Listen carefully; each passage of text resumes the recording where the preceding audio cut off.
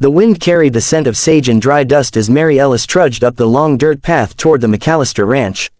The morning sun was still low, but it already burned against the back of her neck.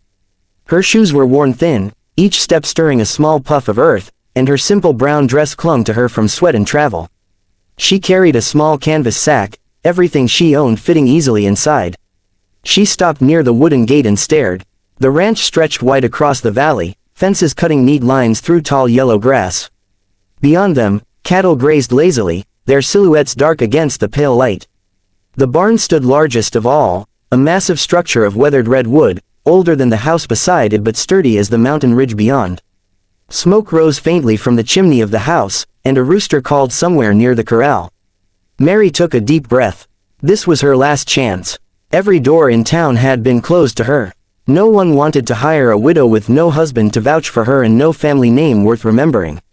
Her only recommendation was the steady determination in her eyes and the soft-spoken promise she'd made to herself: she'd survive, no matter what it took. She adjusted her bonnet and stepped through the gate.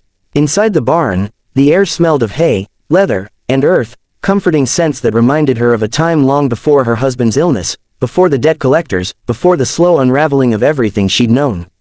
She set her sack down in a corner and found a broom. Without being told, she began to sweep. The floorboards were thick with straw and dust. Horses shifted in their stalls, their hooves scraping against the wood, their eyes watching her with quiet curiosity. She hummed under her breath, a tune her mother used to sing, and kept moving, her body finding rhythm in the work. She didn't hear the footsteps at first. "You work hard for someone who hasn't been told what she's paid yet," came a deep voice from the doorway. Mary froze, her broom pausing mid-sweep. She turned. A tall man leaned against the frame, his shadow stretching across the barn floor. He wore a plain shirt rolled at the sleeves, jeans streaked with dust, and a wide-brimmed hat that cast a sharp line of shade across his eyes. Even in the dim light, she could tell those eyes were blue, clear, steady, but cautious. "I'll work for what's fair," she said, her voice even though her pulse quickened. The man studied her in silence. The barn seemed to shrink around them, the only sounds the soft snort of a horse and the whisper of wind through the gaps in the boards. Finally, he stepped forward. "Fair's all you'll get here. Name's Luke McAllister. I own this ranch." Mary nodded. "Mary Ellis, widow." Something in his gaze shifted, not pity, but understanding. He tipped his hat slightly. "Barn's yours to tend. You keep it like you keep that broom movin', you'll have work here as long as you want it." "Thank you, Mr. McAllister." He nodded toward the house. "Meals are served at the back porch. My twins eat early. I'll have my foreman show you the rest." And just like that, he turned and left. His boots crunched on the path outside until the sound faded into the distance. Mary let out the breath she hadn't realized she was holding. She pressed a hand to her chest and whispered, "Thank you, Lord." Then she went back to sweeping. The days that followed settled into quiet rhythm. She rose before dawn, worked until the stars blinked awake, and slept in the small bunkhouse behind the corral. Her hands blistered, her back ached, but each night she felt the rare comfort of belonging somewhere, however small her place in it might be. She didn't see much of Luke McAllister in those early days. He kept to himself, tending the herd or riding out to the north pasture. When he did pass her, he gave a nod of acknowledgement but no words. She didn't mind. Words were fragile things, too easily broken.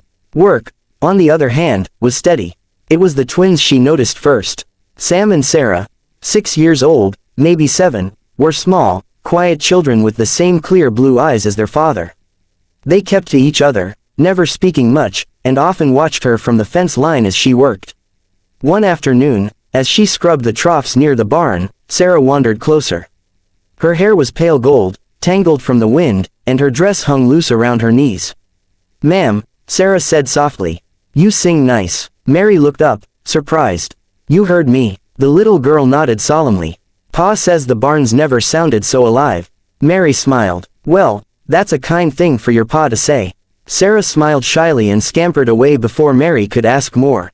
That evening, as Mary walked toward the bunkhouse, she caught sight of Luke standing by the corral, arms crossed, watching the horizon. He turned slightly as she passed. "They like you," he said simply. She stopped, unsure how to respond. "They're good children. They don't take to folks easy," he added. "Ain't had much reason to." Mary looked toward the house, where the faint glow of lanterns flickered in the windows. "They miss their mother," she said quietly. Luke's jaw tightened, and he gave a slow nod. 3 years now. Silence stretched between them, gentle but heavy. Then he spoke again. "You remind me of her. The way you keep working even when the wind's against you." Mary's throat tightened. She looked down at her hands, roughened by labor but steady. "Work's the only thing that keeps me upright, Mr. McAllister." He looked at her for a long moment before saying softly, "Luke. You can call me Luke." She nodded once. "Good night, Luke." He tipped his hat. "Good night, Mary." The next day brought heat that shimmered off the earth like glass. Mary worked through it, her head covered, her sleeves rolled. When she finally finished and stepped outside for air, she heard laughter, high, bright laughter that stopped her cold. The storm came without warning. One moment, the sky was a soft gold, streaked with evening calm. The next, it rolled into black fury, sweeping across the plains like an angry tide. Mary had been gathering the wash off the line when she saw the first flash of lightning crack through the distant hills. The wind howled seconds later, tearing at the linens and whipping her bonnet clean off her head. "Sarah, Sam," she shouted, her voice nearly drowned by the rising roar. Inside, quick, the twins came running from the edge of the barn, arms full of wildflowers they'd been picking. She grabbed them both, one under each arm, and hurried toward the bunkhouse as rain began to fall in thick, stinging sheets. But the storm didn't stop there. The thunder rolled closer, and the sky seemed to split open entirely. The horses in the corral reared and screamed, hooves pounding in panic. The smell of ozone filled the air, sharp and dangerous. Mary turned, her breath catching. One of the stable doors had come loose, flapping wildly in the wind. She looked toward the ranch house, but Luke was nowhere in sight.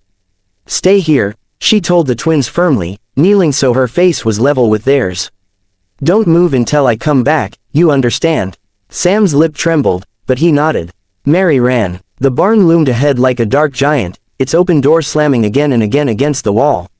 She fought the wind to close it, pulling with every ounce of strength until the iron latch finally caught. Her hair clung to her face, drenched and tangled, her dress heavy with mud. A loud crash behind her made her spin. One of the rafters had come loose, tumbling from above. She leapt aside just in time as it smashed into the hay, scattering sparks from a shattered lantern nearby. Her heart stopped. The straw caught instantly. Flames curled upward, hungry and fast. The dry hay turned to fire like paper. Mary's breath came in short gasps as she grabbed the nearest bucket and ran to the trough outside. She filled it, dashed back, through the water, but it barely slowed the blaze. "Luke!" She screamed into the storm. "Luke!" Her cry vanished into the wind. And then, just when she thought the fire would consume everything, a figure burst through the door. Luke, soaked to the bone, his coat whipping behind him. "Get back!" he shouted. He seized another bucket, hurling water at the flames. "Get outside, Mary, I won't leave you," she shouted back, coughing through the smoke. The roof groaned above them, timbers snapping in the heat. Luke grabbed her arm, pulling her hard toward the door. "You will if you want to live." Outside, the wind tore at them both, but the rain was finally gaining strength. The downpour hit the barn roof like hammers, smothering the worst of the fire. Luke turned to check her, his chest heaving, his face streaked with soot. "You could have died in there," he said hoarsely. "You could have too," she shot back. They stared at each other, the fury, the fear, the wild pulse of relief between them too tangled to name. Then, almost without thinking, he reached for her. His hands came up to her face, rough and trembling, his thumbs brushing away soot and rain. "Don't ever do that again," he said, voice breaking. She swallowed hard, her breath shaky. "I couldn't just stand by." The words hung between them, raw and fragile. And then something shifted, a look in his eyes she'd never seen before, soft and haunted all at once. The storm raged around them, but for that moment, neither moved. The rain plastered their hair, their clothes, but his touch lingered on her skin like warmth against the cold. Behind them, the twins' frightened cries carried through the wind. Mary turned instantly, running toward them. Luke followed, his long strides catching up easily. They found the children huddled near the porch, clutching each other, eyes wide with fear. Mary dropped to her knees, gathering them close. "It's all right, loves. It's all right now." Luke crouched beside them, wrapping his arms around the three of them. For the first time since she'd come to the ranch, they felt like something whole, not master and worker, not rancher and widow, but something deeper. A family, if only for a fleeting heartbeat.